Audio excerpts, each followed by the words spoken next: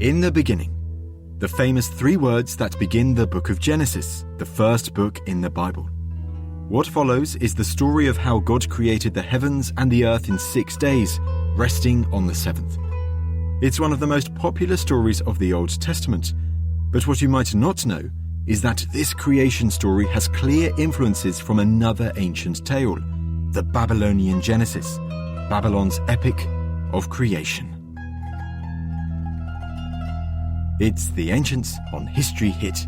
I'm Tristan Hughes, your host. Today we're exploring an extraordinary piece of literature from ancient Babylon, an epic narrative designed to glorify Babylon's chief god Marduk and explain how he created the heavens and the earth with Babylon at the center of the universe. They called it the Enuma Elish, Babylon's epic of creation. Now, to talk through this epic tale, I was delighted to welcome back Dr. Sophus Hell. Sophus is an expert on ancient Mesopotamian literature.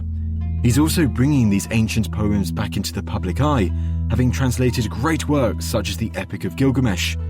We interviewed Sophus all about the Epic of Gilgamesh last year, so do go and check out that episode after listening to this one. Most recently, however, Sophus and a whole host of other leading Babylonian academics have published a new translation of the Epic of Creation, free for you to read, alongside articles examining its various details. So without further ado, here's my chat with Sophus exploring Babylon's Epic of Creation. Sophus, welcome back to the podcast. It's great to have you back on.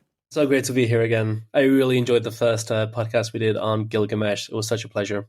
It's such a pleasure, and it was quite a long one that we divided it into 2 ultimately, and we recorded that about this time last year. So an annual treat, you're back on the podcast, and this time to talk about another, actual epic of ancient Mesopotamia. Sophus, first off, what is the Enuma Elish?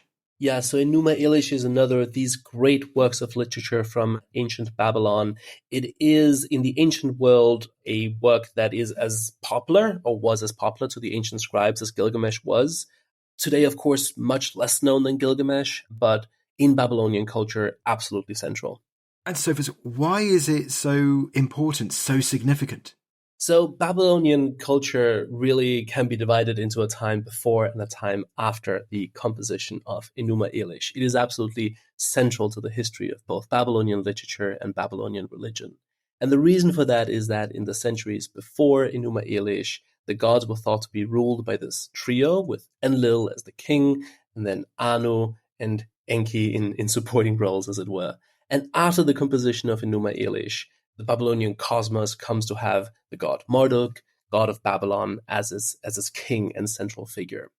And, that does in part reflect real changes in the political landscape of ancient Iraq, with Babylon coming to play a more and more central role in the ancient world, and thus the god of Babylon becoming elevated. But Enuma Elish does more than just make Marduk king of the god. It also transforms the kind of religion that we see in ancient Babylon. So we go from having what is called a polytheistic culture, in which there are many gods, to something called henotheism, which is another kind of religious system. It's not quite polytheism. It's also not quite monotheism. It's its own kind of thing, in which there is one supreme deity, and then there's a number of other deities that sort of are expressions of facets of this main god who is Marduk. So you can sort of see henotheism as having this 3 layers of being, with Marduk at the very top, then all the other gods beneath him, and then us humans at the bottom. Sophus, if there's that clear time in history, before this text is written, when Marduk is not at the center of Babylonian religion, and then that time after when Marduk is right at the forefront, like the god of Babylon, when do we think that this story was written? How old is it? So we think it was written sometime in the 11th century BCE. It's quite hard to date exactly, but probably there's this famous suggestion by an Assyriologist called Wilfrid Lambert that when the statue of the god Marduk was retrieved, it had been stolen away to what is now Iran by the Elamites, and when it was retrieved by King Nebuchadnezzar II, Enuma Elish was composed to celebrate its return. That we can't really prove that, but I think it's an idea that this famous Assyriologist had that has really stuck around. But I should also say, when I say that there's a time before and a time after Enuma Elish, I don't by that mean that after that everybody just accepted Enuma Elish and everybody was on board with this message. On the contrary, I think one of the things that makes it so central to Babylonian culture, but also just so important for us to understand today, is that it sparked all of these quite critical, quite furiously critical reactions, both from the Babylonians themselves, from the Assyrians, but also, quite importantly, from the Jewish writers who lived in Babylon during the Babylonian captivity. And you can see a lot of, especially the book of Genesis in the Bible, as one of these many critical reactions to Enuma Elish. Genesis borrows a lot of the language from Enuma Elish. So I think that's why Enuma Elish is important today, because it's been provoking people for the past 3 millennia. I mean, that's a nice hint as to where we will ultimately go in this interview with the reception and links to the Hebrew Bible as time goes on. And just before we delve into the narrative, the story itself, well, keeping on Marduk actually a little longer, because you mentioned the name Nebuchadnezzar there, one of the most famous Babylonian kings, and the great architecture of Babylon, like the ziggurats and temples. So in that first millennium BC, after this is written, I mean, those are the buildings that are dedicated to Marduk. So he is there and everywhere, is he? Yeah, absolutely. And I think you can see a lot of the religious architecture in Babylon from the time that we have it, which is quite a lot later, from the 6th century BCE. That religious architecture has a lot of references to Enuma Elish. And Enuma Elish became, again, much later, but it became part of the religious rituals that were celebrated in Babylon. So it was absolutely part of the cityscape, but also part of the yearly rituals performed in Babylon. It became, as I said, absolutely central to people's experience of the world.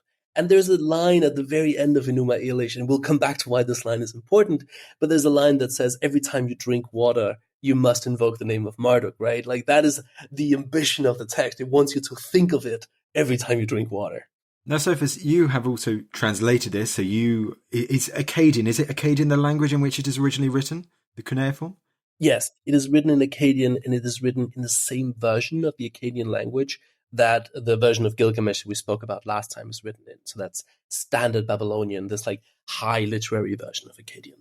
And preserved on these cuneiform clay tablets. And I remember in our last chat, we did talk a lot, because it felt right with you being the translator as well, to explore like the particular order of words, the style of it, the beauty of the writing. And in the Epic of Creation, I remember you saying with Epic of Gilgamesh that it's beautifully stylistically written. I mean, how is the Epic of Creation written? Is it also this kind of poem? Yeah, and in fact, much more intensely so than Gilgamesh in many ways.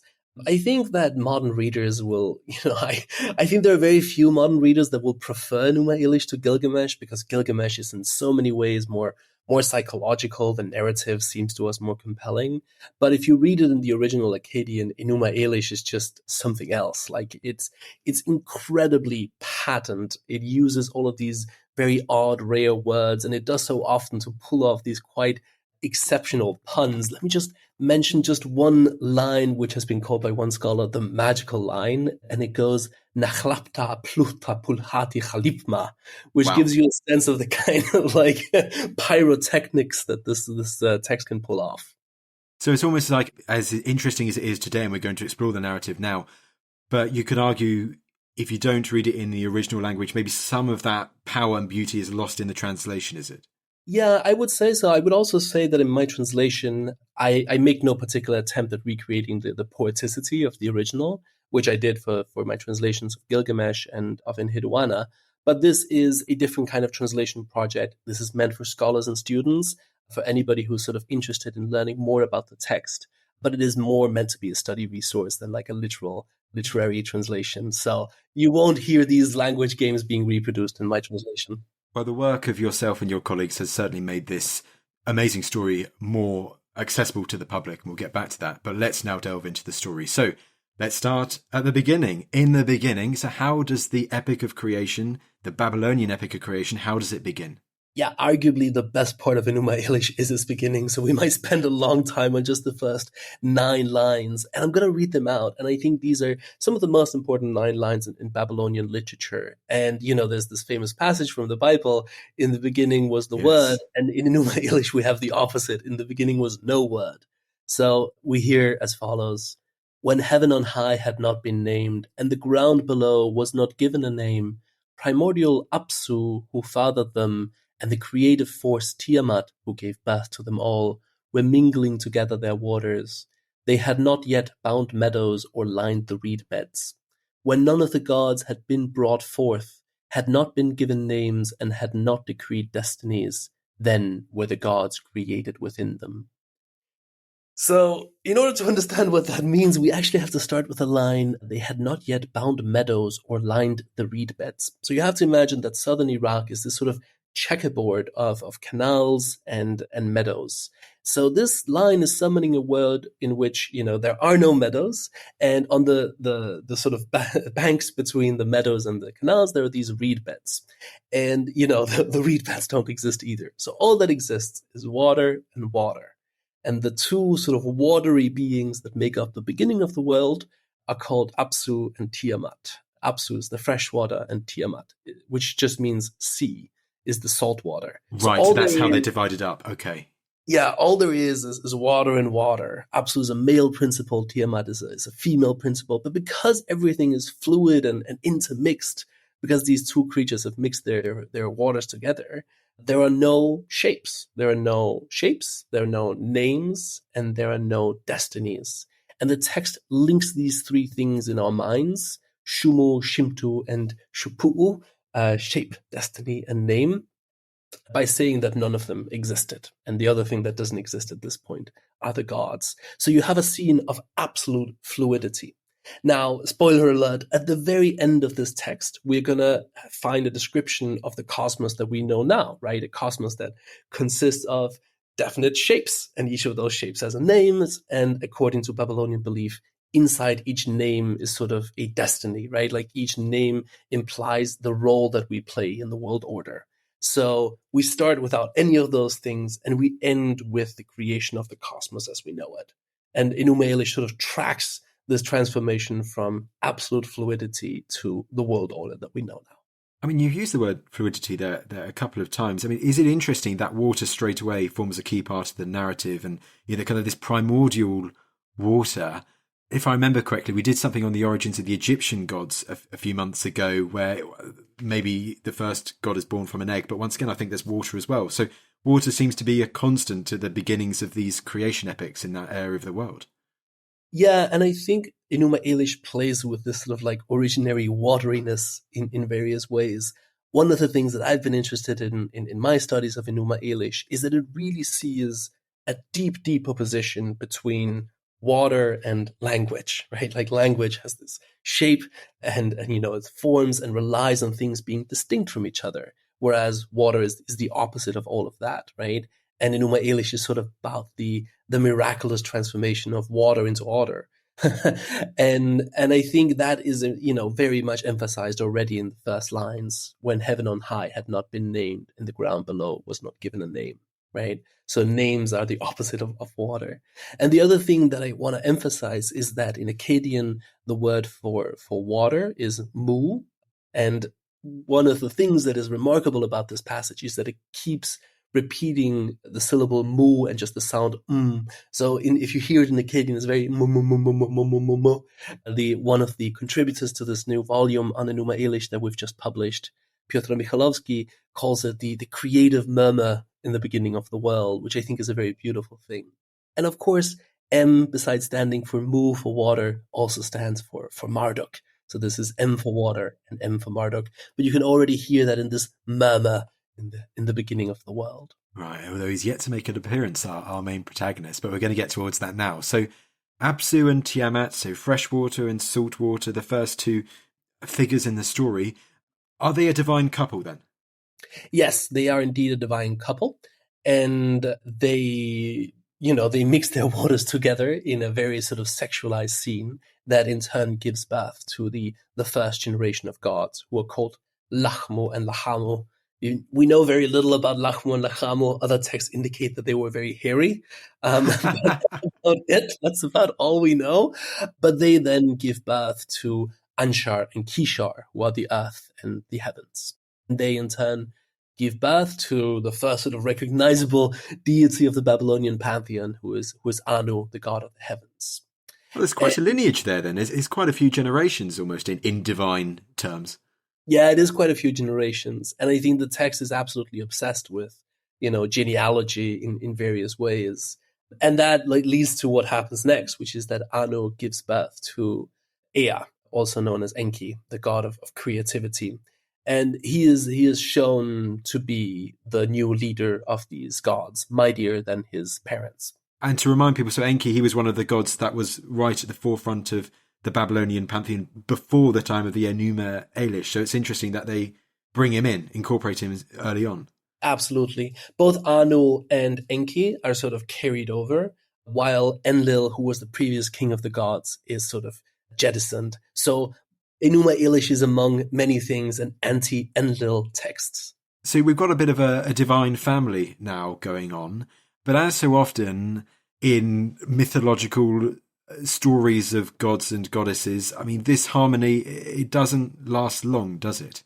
No, it doesn't last long. And actually, here we get our first of an anti-Enlil sentiment, because Enlil was best known for summoning the flood. And the text sort of reminds us of this early on. It reminds us of Enlil's big crime with the flood, because it tells a story that is very like the flood, which we discussed in detail in the Gilgamesh episode. And as readers might remember, in Babylonian mythology, the flood is caused by humans being too noisy.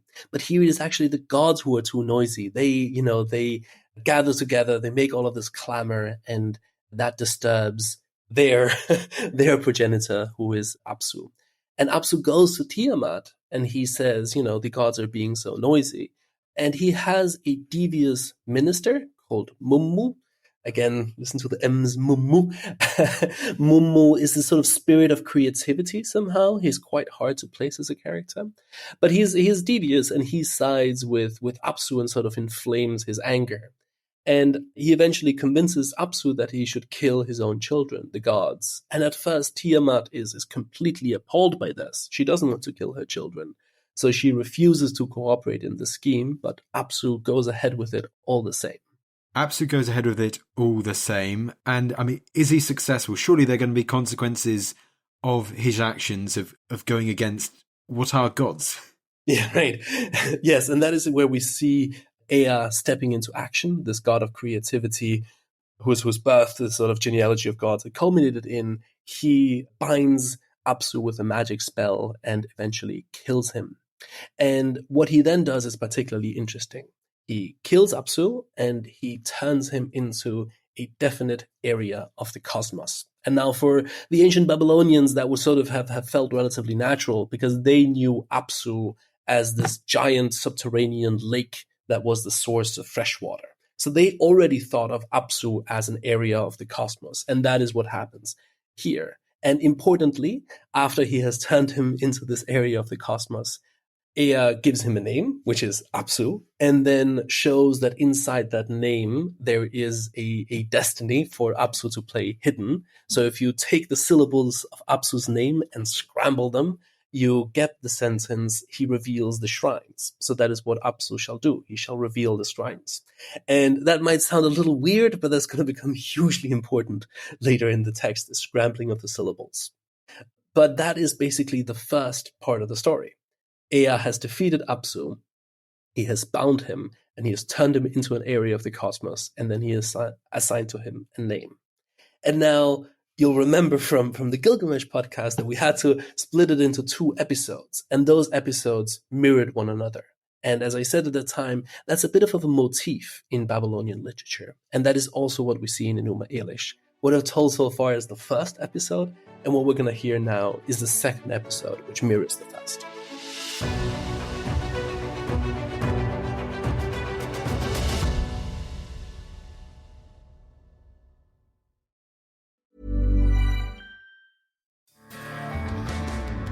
What started the Civil War? What ended the conflict in Vietnam? Who was Paul Revere? And did the Vikings ever reach America. I'm Don Wildman, and on American History Hit, my expert guests and I are journeying across the nation and through the years to uncover the stories that have made America. We'll visit the battlefields and debate floors where the nation was formed, meet the characters who have altered it with their touch, and count the votes that have changed the direction of our laws and leadership. Find American History Hit twice a week, every week, wherever you get your podcasts. American History Hit, a podcast from History Hit.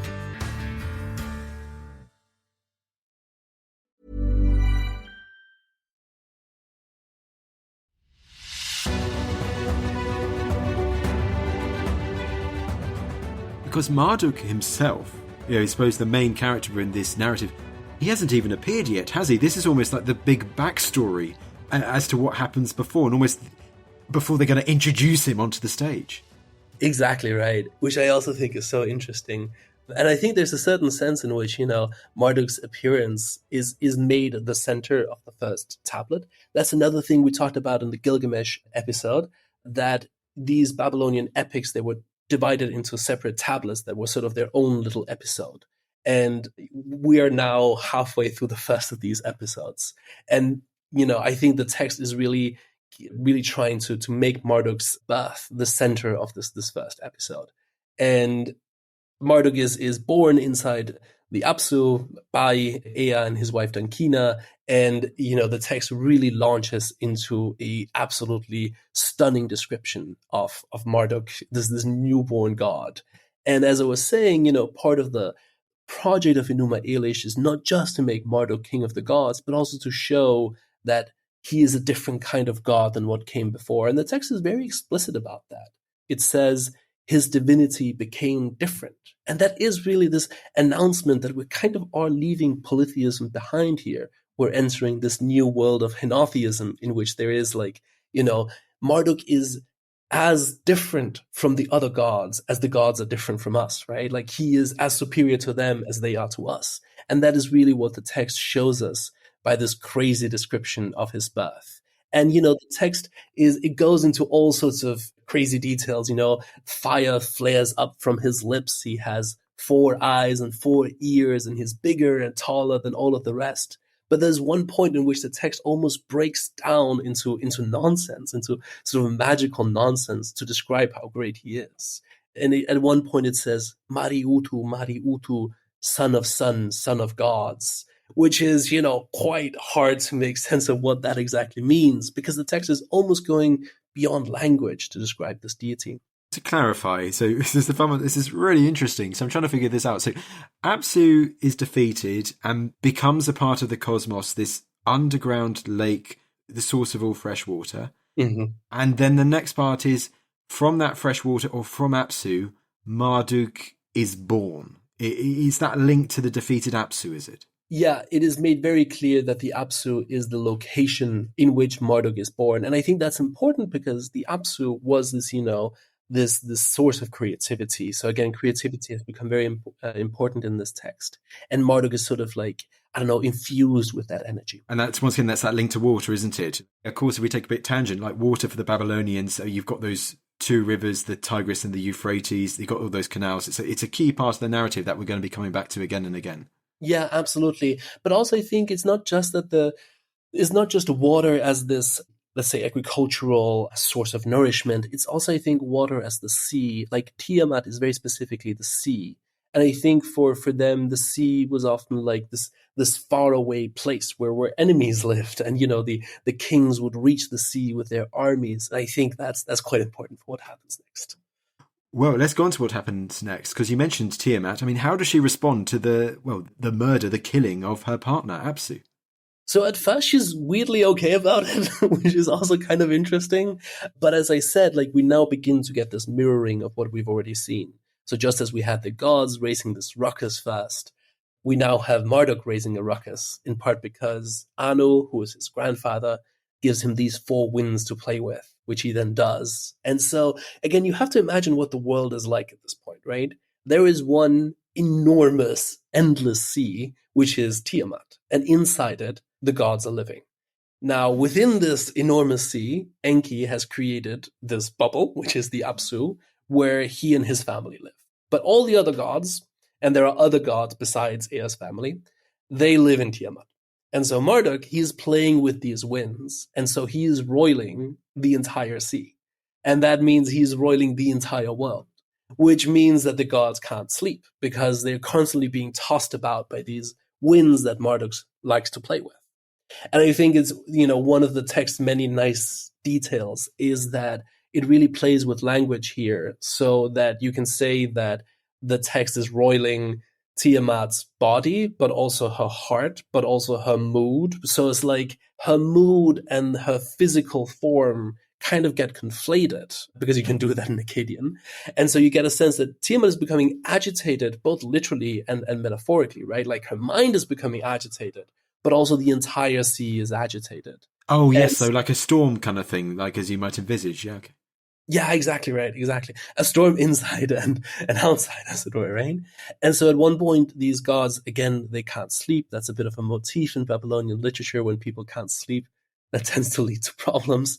And so they take their complaint to Tiamat and says, do something about him. And they really shame her quite a lot. They shame her for not standing with Apsu earlier, So this woman is just getting relentless hate. First she's told to kill her children, and then she's blamed for not standing up with her husband, right? Which I think is interesting. Like they're really, when they try to goad her into action, they're really, pressing on some of these cracks within the idea of a good mother, in Babylonian conception, right? Because she's A, blamed for not standing by her husband, and B, encouraged to kill her children, right? So the two things are kind of, pushing against each other. But either way, they eventually do manage to get Tiamat up and angry, and she sets out to kill Marduk and to kill the other gods who are living inside the Apsu. And in order to do so, she raises an army. And this is another of the great set pieces in the poem. She raises, or she gives birth to an army of monsters. And you have all the most amazing monsters in Babylonian literature listed here. You have these huge serpents. You have these lion men, scorpion men, fish men, bison men. And so it's quite a formidable army that she raises to kill Marduk and the other gods. I guess because they're divine beings, maybe this isn't questioned as much, but kind of creating all those animals and monsters that you would, apart from the fish, you'd expect to be on the land. You're trying to portray this like if it's endless sea. Are they swimming or are they walking on water? I'm guessing those questions aren't answered, but they're like, look, this is the gods and their creations. They find a way, kind of thing. I think that's such a good question, and I think it's kind of one of the things I'm fascinated about in Enuma Elish. I mean, especially Tiamat, right? It's quite hard to consistently think of her as a sea. Because she does things with her limbs, like at one point she takes a lover, one of these rebellious gods, or rather, angry gods. And what does it mean to take a lover if you're the sea? But on the other hand, if you fully think of her as a person, then the text doesn't make sense either. Because again, the gods are literally inside her. So I don't think this is a mistake. I think the text is being quite deliberate here in creating a kind of fluidity for Tiamat, both her literal fluidity, she is the sea, but also a sort of like fluidity of the character. The character only makes sense if she sort of goes back and forth between being a sea and being a person. And at one point we're told that she has a tail, so maybe she's an animal, right? So I think actually the text is quite deliberately keeping us from having a firm grasp on her, because again, spoiler alert, having a firm grasp on Tiamat will become a very relevant thing in just a moment. Well, I mean, yeah, it's bizarre but extraordinary, this whole story. So we're going towards this showdown of Marduk versus the monsters. What happens? So we then get a quite long, I'm not going to say boring, but certainly very repetitive section in which the gods sort of send these messages of alarm back and forth to each other, and eventually they convene, and they convene in order to try to defeat Tiamat. Anu and Ea are both sent out to try and defeat Tiamat. They both fail. They're sort of overwhelmed. Even though Ea seems to have had no problem in defeating Apsu, he is sort of thwarted by Tiamat. But eventually the gods then turn in despair to Marduk, and he sort of steps up as a champion. But in order to defeat Tiamat, he first demands universal kingship as his prize. And in this new book we've published, there's a study by Josta Gabriel about these speeches in which the gods sort of discuss what kingship will be like, which I think is very interesting. And there is quite a clear set of mutual obligations between the king and his subjects. But the gods essentially sort of hash out kingship. And another study in this book by Johannes Halbold, he shows that these messages back and forth, they're sort of beginning to build the building blocks of Babylonian social structure, including messengers, including the assembly, and including kingship, and so on and so forth. So the gods are sort of spurred on by the crisis to create society, essentially. Are these dialogues then representing, almost like with the sophists in Greece maybe a bit later, what Babylonians believed a king should be? Exactly right. And I think, Enuma Elish is, among many things, like it's sort of a great monument to the concept of kingship, right? And it's really wedding the notion of henotheism, of this God above gods, to the notion of kingship. So a human among humans, human above humans, right? And it is very clearly making the link between those two things. And so once they've had this discussion and Marduk has named his price for going and fighting Tiamat, what does happen? Is there a big conflict between him and Tiamat? Yeah, just before we get to that, just one thing. Of course. I want to note that just before the gods make Marduk their king, they get absolutely trashed. I just one of my favorite details of Babylonian literature. This is, I think, according to the Babylonian view of cosmic history, one of the most important moments ever. And I just love that they're drunk for it. But yes, they elect Marduk their king, and he gets dressed in this fearsome garment, in this fearsome armor. The line that I read out earlier, or however it goes, that is actually describing him getting dressed for battle. And then eventually he heads out, he is armed with his winds, and he confronts Tiamat. And now we have sort of reached the very heart of the text. So again, the text likes to place things midway. And just as the birth of Marduk was midway in the first tablet, we are now midway through the story. And there is this great clash, this great confrontation between Marduk and Tiamat. And so I mentioned that, it's the key question is do we have a grasp of Tiamat? And what Marduk does in this battle is that he gets a grasp of Tiamat. And I think, before the battle begins, he recites a magic spell. And we are not told explicitly what that magic spell is. But I think, again, to make sense of the text, we have to assume that this magic spell turns Tiamat into a solid creature. Because what happens then is that Marduk thrusts his wind into her mouth and then shoots an arrow into that mouth and through her body. And we get this long anatomically detailed list of Tiamat's organs as Marduk's arrow sort of cuts through them, as it were. So now she's quite clearly not just a sea. Now we have to sort of picture her as a person, because the arrow makes its way through her heart, through her gut, through her lungs, and so on and so forth. So Marduk has clearly transformed, because how do you fight the sea, right? That's basically the question. The other thing that Marduk does is that he throws a net over her. And if he's fighting a sea, that doesn't make any sense, because you can't catch a sea with a net. That's sort of that's almost proverbially impossible. So he must somehow transform her into a solid creature so that he can defeat her. And that is his big triumph. And after he has defeated her, the rest of the text the second half of the text will explain step by step how he takes her now solid corpse and transforms her into the world that we see around her. Interesting. So Tiamat it's not almost like taming the rough seas kind of thing like that. So Tiamat is a corpse, so dies, and then it's kind of the use of that power to create a new world, heavens and earth kind of thing, is it? Yeah, no, that's exactly right. And I think, there was this line in the book by Neil Price about the Vikings, Children of Ash and Elm, in which he talks about the universe as crime scene in Viking mythology. And I think that really applies wonderfully to Enuma Elish as well, right? We all live inside the corpse of this dead mother. Wow. Oh, of course, yeah, that's quite some imagery. I said the dead mother as well, which adds another layer to it entirely.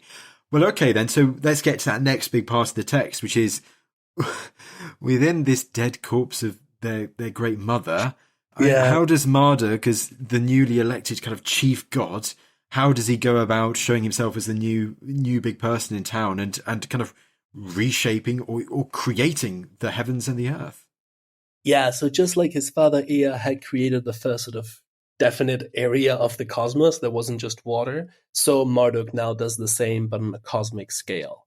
And the exact details of this are quite unclear in the text at times and quite debated among scholars. So I'm not sort of going to go through the absolute details of it. But basically, something like the following happens. Marduk kind of turns Tiamat inside out, right? So if you look up and you see something blue, that's the sky, and that's sort of the water on the other side of Tiamat, if that makes sense. We live in this huge air bubble that is kind of like Tiamat's skin inside out, right? It's kind of gross. And for example, the mountains are her breasts, the rivers flow from her eyes, the clouds are her spittle, that kind of thing. The world also quite interestingly seems to consist of 3, possibly 4. This is one of those details that gets debated. But let's just say 3 layers with Earth in the middle, the upper beneath us, and the heavens above us. And each of them is sort of centered around a main temple. Again, the details of this are a little debated. Also, very importantly, Marduk creates the movement of the heavens, right? So he creates day and night. He creates the month, including the moon, which changes shape over the course of the month, and so allows us to see allows us to track the passage of time. And all of these things, the tablets go through the various aspects of this cosmos that he creates.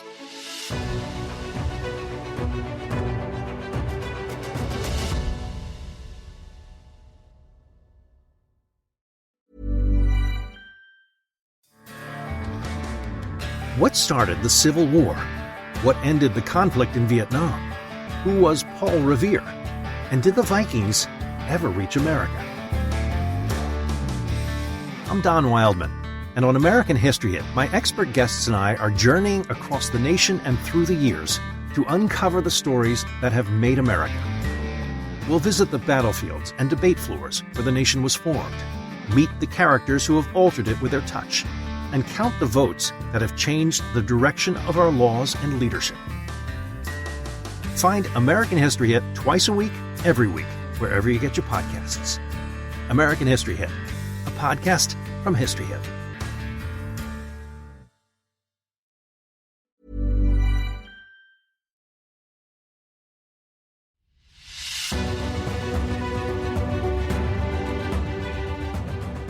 I know in your new work, is it Francesca Rochberg who does quite a bit on the astronomy as well? So I'd like to talk a bit about that, if you don't mind. Because when you think of ancient Babylon and the Babylonians, they have a big fascination, don't they, in astronomy and the stars and the zodiac and all of that. So is it no surprise that, kind of Marduk forming the heavens and what they saw above them, whether it's the sky or the stars or the moon, it forms a big part of that creation narrative? Absolutely. And over the following centuries, especially towards the end of Babylonian culture, this focus on astronomy would become the absolute most important element of Babylonian culture. And, in the classical world, the Babylonians were known almost exclusively as great astrologers / astronomers. And that sort of fascination really finds its theological foundations, if you will, in this text, right? Like the text sort of, for example, one of the things that Babylonian astrologers were interested in was the length of the month, right? Because the month is not quite 28 and not quite 29 days. And so this text establishes the ideal month, the ideal length of the month. And then any deviation from that ideal length was seen as ominous, as a message that was being sent from the gods. And also all of the gods get stations. They get, an astral manifestation. So Marduk himself would become known as the planet Jupiter. in Akkadian or in Enuma Elish, that's Neberu. Again, things are a little more complicated than that. You can read Rochberg's chapter on the exact identification of Neberu, but basically it would come to be later that Neberu was identified with Jupiter. Oh, Jupiter is in the god or the planet? The planet, right. Did they recognize Jupiter then? Yeah, absolutely. Oh, wow. And, the other gods get other stars and other planets. Wow, okay. I did not realize just how many planets. Well, it said Babylonian astronomy and astrology is another episode in its own right, and is one that we certainly will have to do in the future. But, okay, let's move away from the heavens now. And I'd like to actually mention one thing that you talked about in passing when talking about Marduk creating the earth, the rivers coming from the eyes of Tiamat. Now, is there a particular focus on those two rivers which are right next to and central to Babylon? Yeah, to an extent. I think there are other Babylonian creation myths that foreground the rivers more than Enuma Elish. I think Enuma Elish is sort of more interested in the fluidity of everything and in the sea that is sort of around us. But it does care about the rivers. It's not like that. But I think one of the other things that is worth mentioning about, Enuma Elish and rivers, and this will be brought out in the later sort of description of Marduk's cosmic roles that we're getting to, is that essentially Marduk has tamed water, right? So it's not that there isn't water inside the world as we know, but he has sort of tamed it. So he allows water to come in from this sort of this, huge cosmic thing that we're surrounded by, but not in this chaotic, shapeless way that was the case before, right? But in an ordered way through rivers, through canals, through channels, so that it can become agriculturally productive. Right, yes, irrigation and canals, as you say. Right, so if we move on slightly, but still on that kind of creation part, how and when do humans come into the story?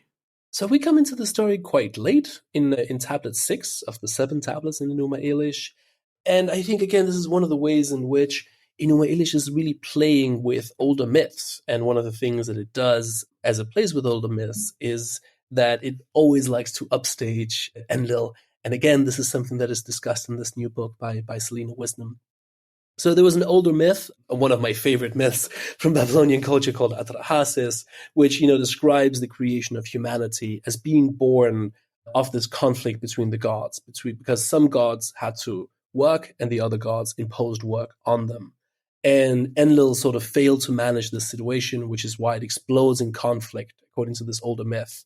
And that leads to the creation of humanity in order to take on the work of the gods.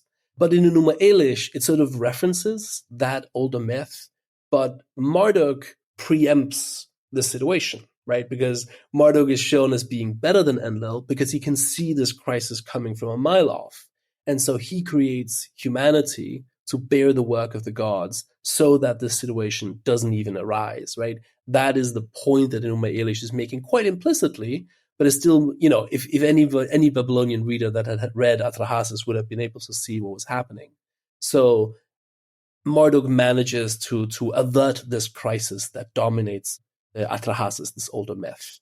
And just as we had this play on M in the beginning, M for water, we have a wonderfully elegant play on L, which is, Lu for human in this description of humanity. So just another example of how the text is always playing with language. Yeah, exactly. Beautiful language, I've got no doubt. So how does this whole text, if we get to the 7th tablet, as you said there were 7 tablets, how does it ultimately end? You mentioned the book of Genesis earlier, so you might think of, God creating the earth 7 days and on the 7th day he rested idea. Is there anything similar with Marduk? Does he sit back and relax and enjoy what he's created? Actually, yes, yeah. They get drunk again because they always do. Oh, they get drunk. Okay, of course, yeah. And then what happens is that, as I said, we began with this scene of absolute shapelessness and absolute namelessness. So a lack of names and a lack of destinies and a lack of shapes. So now we're beginning to have the shapes, right? Like the world has sort of been given form. And now we get an outpouring of names and destinies. The text began by saying when heaven above had no name, and it ends with a cascade of names. It ends with Marduk being given 50 names, and to each of these names, there is an accompanying destiny, a Shumu and a Shimtu. And the Babylonians were obsessed with finding out how the two were related, because again, as I've mentioned, they saw destinies and fates as sort of being encoded in names. But each of the gods basically gives Marduk their own name. And I think that's another expression, another very powerful expression of this henotheistic image, in which all of the other gods are sort of seen as aspects of Marduk, facets of Marduk. He takes on their identities by literally receiving their names, including the name of his own father. Ea gives him his names. And also, very importantly, he is given not 2 names, not 3 names, not 4 names, but 50 names specifically, which is very important in Babylonian context because 50 was the sacred number of Enlil. So again, Marduk, in yet another, dig at Enlil, takes over Enlil's sacred number.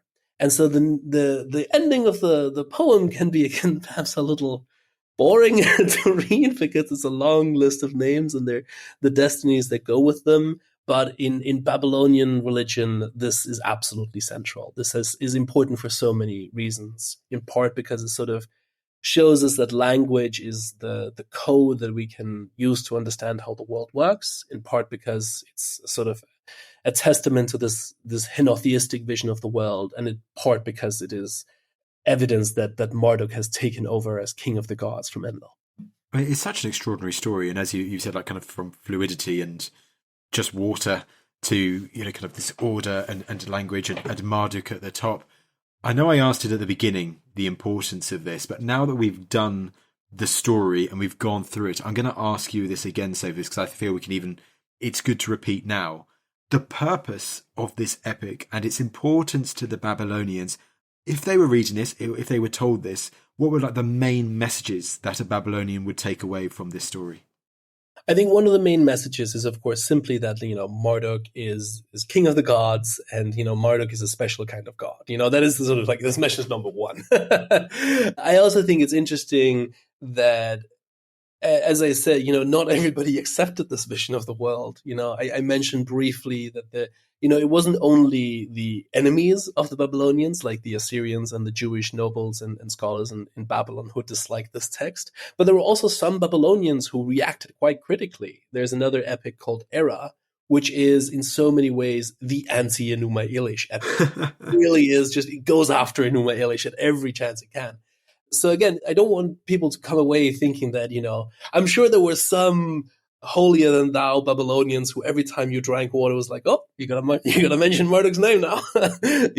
I also think, like, just briefly on that, I think it's a very symbolic act, just like Marduk defeated the sea. So when we swallow water, we're sort of expressing gratitude to him. Like, I think, and again, the fact that we have to mention his name, since his name is so important, I think it's a beautiful line, and it's one of the very last lines of the text. I think it's very telling for the project of this poem. But anyway, so I was just saying that, I'm sure there were some holier than thou super Marduk fanatics, but again, it was a text that was also met with a lot of resistance and a lot of like creative reinterpretation in many ways.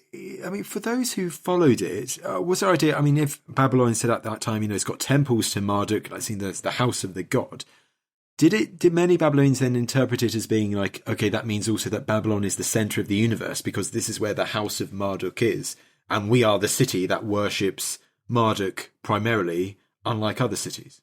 Absolutely. I think that sense of the centrality of Babylon is again, absolutely key to understanding this text, and it's celebrated, throughout the text. Like Babylon, the creation of Babylon is a moment that is almost as significant in the text as the creation of humanity. That's sort of like where we're at. Oh, is Babylon itself mentioned near the end of the text? Ah, okay. And, that leads to real life problems. So, I mentioned the sort of Babylonian resistance. We've mentioned the Jewish resistance, but there was also the Assyrian resistance. So the Assyrians had this very complicated relation to Babylon, not unlike the relation between Rome and Greece, in which the sort of Rome became the military superpower, but they were still culturally indebted to Greece. And in the same way, the Assyrians became this military superpower in the first millennium BCE, but were still very culturally indebted to the Babylonians. And, when at one point the Assyrians tried to destroy Babylon completely after a rebellion, the king kills the Assyrian king's son. He's absolutely enraged. That's a Sennacherib's son. And so he levels Babylon. And I think one of the interesting things is that the description of his leveling of Babylon absolutely plays with Enuma Elish and tropes from Enuma Elish. And, after that, the Assyrians composed a version of Enuma Elish that replaces the names of Marduk and Babylon with the city of Assur and the god Assur. So their chief god and their chief city. So it counts now. I was going to ask, like, how popular it would have been outside of Babylon, but you've answered there. Are the people who weren't too keen on this rival city, claiming that they were the center of the universe. Yeah. But before that time, actually, when Babylon is at its height and the Enuma Elish, I said there is resistance to it, but if there were still many who would have heard it, was it promoted in public festivals, or was this poem taught in schools in Babylon as like kind of a key piece of literature? Do we know much about where and how this story would have been told in Babylon?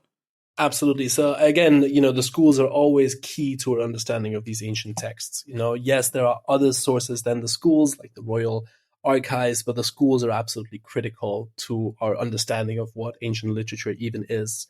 And Enuma Elish plays an absolutely central role in Babylonian education, as well it would. It sort of becomes this standard text about Babylon and Babylonian culture. And later, quite a lot later, Enuma Elish becomes integrated into this great New Year's festival called the Asinnu. Celine de Bourse in this book shows that the relation between the New Year's festival and the Enuma Elish is a little more complicated than has sometimes been thought. That's one of the things that historians love to show. There's another excellent chapter in the book by Fran Reynolds in which he studies the cuneiform reception of Enuma Elish, and another excellent article by Eckert Fram in which he traces the reception of Enuma Elish beyond the cuneiform world. But what all of these essays sort of show is that, again, Enuma Elish just casts an absolutely enormous shadow over the literature of the cuneiform world, but also beyond it in the first millennium.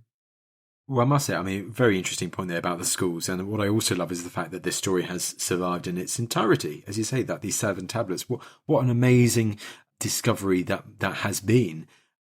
But I will just ask one question, which is one we've already dabbled on a bit, but I feel it's important to ask. How does the Enuma Elish, how does it influence the creation of the Hebrew Bible? Well, that's I say that Enuma Elish is sort of provoked for 3,000 years, and that's one of the ways in which it has provoked. There are these 2 very influential and very sort of thorny debates in early 20th century Germany, the Babel-Bibel-Streit, the Babel-Bibel discussion, and a study by Zimmern about both of them center on the possible influence on Babylonian religion on the Hebrew Bible, and the relation specifically between Enuma Elish and Genesis is absolutely central to that discussion. For example, this idea of God's spirit hovering over the waters. If you close read that in the Hebrew, there are a lot of textual echoes to Enuma Elish there, and that is the very opening of the Hebrew Bible. So like just from the very beginning, the Bible is engaging with Enuma Elish in all sorts of ways, pushing against it, creating its own counter-narrative, which again makes sense if, as many scholars today believe, the Hebrew Bible found its final form while the Jewish scholars and nobles were in their captivity in Babylon. It's the Babylonian captivity after Nebuchadnezzar sacks Jerusalem, early 6th century BC. We did an interview with the incredible, and it's fair to say incredible, Dr. Irving Finkel last year, where he did the story of Noah and the flood, and also how that is very much linked into it. So very interesting to hear your thoughts on that too. Sophus, this has been absolutely extraordinary. Last but certainly not least, tell us about this new book and e-resource that has come back, and how it is making ancient Babylonian literature, like the Epic of Creation, in the modern day. It is making it accessible to a wide audience. Right. So with Johannes Haubold and Enrique Jimenez and Selena Wisnam, I have launched this new book series called Library of Babylonian Literature. And basically the aim of this book series is to make the classics of Babylonian literature more accessible. And I think for reasons that should by now be fairly clear, we began with Enuma Elish as the sort of classic of the classics of Babylonian literature. And each of the books in this series will include a new translation of the text, a state-of-the-art transcription, a detailed historical introduction that sort of lays out the background of the text, and then a series of essays by leading scholars that unpack the history, the structure, and the main themes of these poems. And perhaps best of all, these are published open access, so you can go to the Bloomsbury website, just search for Library of Babylonian Literature, and then you can download them for free. Absolutely. So the epic of creation that we talked about today, this whole extraordinary, bizarre but extraordinary story, you can read it all today online for free, and all of these essays by leading experts in the field, including yourself, Sophus. What an asset to have modern day, to breach it, well, to give people such a wonderful introduction to, it's not just the Greek myths, it's not just the Roman stories. You can now also look at this great library